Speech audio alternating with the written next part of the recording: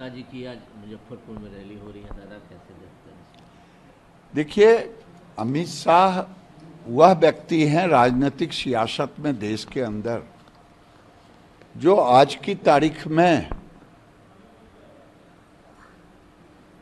अगर आप तुलना करें तो सरदार पटेल से इस आदमी की तुलना करें। आप तुलना करना हो तो ये देश के ऐसे व्यक्ति हैं।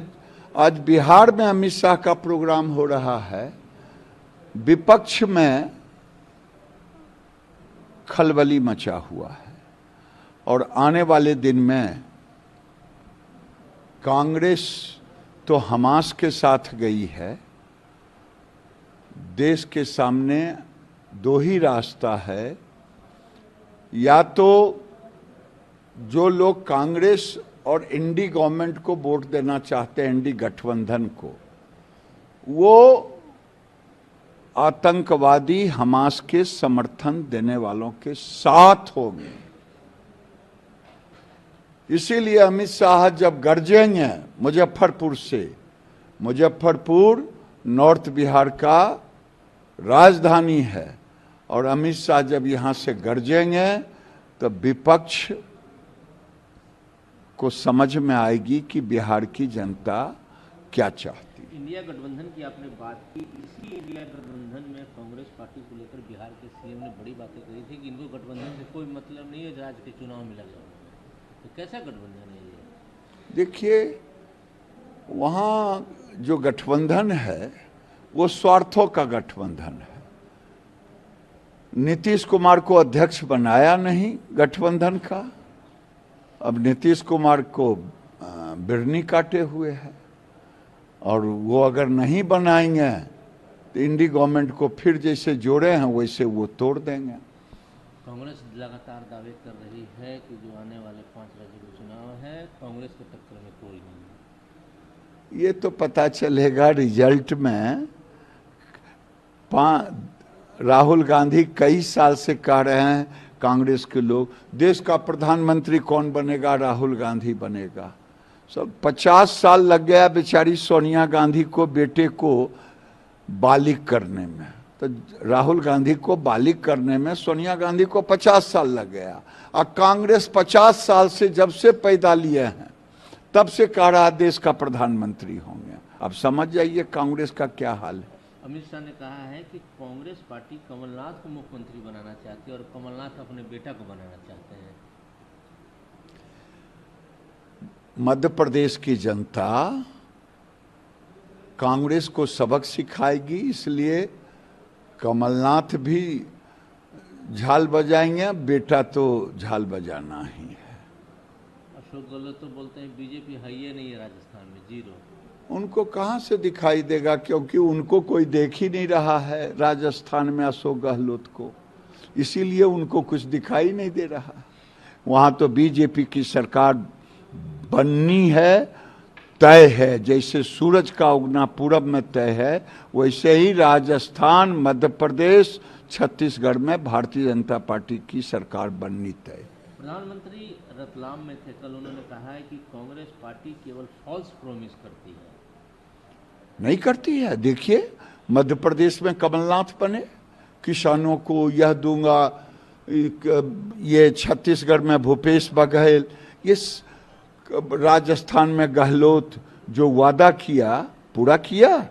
ये वादों की सरकार है, झूठों की सरकार है। एक बीजेपी के लीडर हैं रतन दुबे, छत्तीसगढ़ में प्रचार करने जा रहे थे, उन पर नक्सली लोगों ने हमला किया। लॉ एंड ऑर्डर को क्या कहेंगे छत्तीसगढ़? मैं तो छत्तीसगढ़ का दौरा जब कर रहा था उसी समय कहा था कि भूपेश बघेल धर्मांतरण के साथ खड़ा है और उग्रवादियों के साथ खड़ा है। धर्मांतरण और उग्रवाद ही छत्तीसगढ़ का भूपेश बघेल को नैया पार लगाने के लिए उसी का सहारा लिया है, और छत्तीसगढ़ की जनता सबक सिखाई। देखिए, नरेंद्र मोदी हिंदू मुस्लिम नहीं करते, और बिहार में बीजेपी भी हिंदू मुस्लिम नहीं करते, लेकिन नीतीश कुमार और यहाँ की गठबंधन की महागठबंधन की सरकार ये अपना मुसलमानों को वोट बैंक और नैया पार लगाने का मान लिया है कि यही मेरा नैया पार लगाएगा। हम मुसलमान के विरोधी नहीं हैं, लेकिन हम तुष्टीकरण की राजनीति नहीं करते। हम सरकार चलाएंगे अगर पीआईएफ ये people front of India PFI Phulwari में तो एनआईए ने उजागर कर दिया देश के सामने कि ये गजवाए हिंद बनाना चाहता है, लेकिन आज भी बिहार के कई जिलों में पीएफआई का खेल चल रहा है और नीतीश की सरकार उसके संरक्षण में खड़ा है। ये महागठबंधन की सरकार मुसलमानों के आगे बिहार में वैसे मुसलमान जिनकी आत्मा पाकिस्तान में बसता हो वह उन लोगों के आगे घुटना टेक चुका है। अखिलेश बोलते हैं 80 सीट पर तैयारी है उनकी, कहाँ है गठबंधन, इंडिया गठबंधन? मैं तो कहा स्वार्थों का गठबंधन है। स्वार्थों के गठबंधन में अगर स्वार्थ का गठबंधन नहीं होता तो आज असेंबली के चुनाव में सभी जगह तार तार है। ये फिर जमा होंगे मोदी जी को हराने के लिए और देश की जनता खड़ी होगी मोदी जी को जिताने के लिए। एक सवाल जो बहुत इम्पोर्टेंट है, कल उन्होंने घोषणा की है पीएम ने कि अगले 5 साल तक फिर गरीबों को अनाज मिलेगा। देखिए आज 13.5 करोड़ गरीब गरीबी रेखा से ऊपर उठे।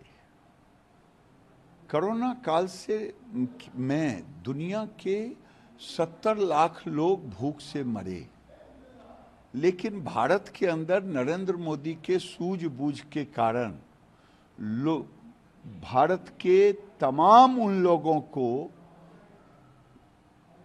उनके घरों तक भोजन पहुंचा करके उन्हें निश्चिंत कर दिया कि भोजन के लिए तुम्हें चिंता नहीं करनी है। तो ये एक नीति के तहत आज भारत का गरीब अपने को सुरक्षा कवच के तहत महसूस करता है कि मुझे भूख से नहीं लड़ना है। ये नरेंद्र मोदी गरीब का नेता है। ये अलग बात है, पिछड़े अति पिछड़े समाज से आते हैं।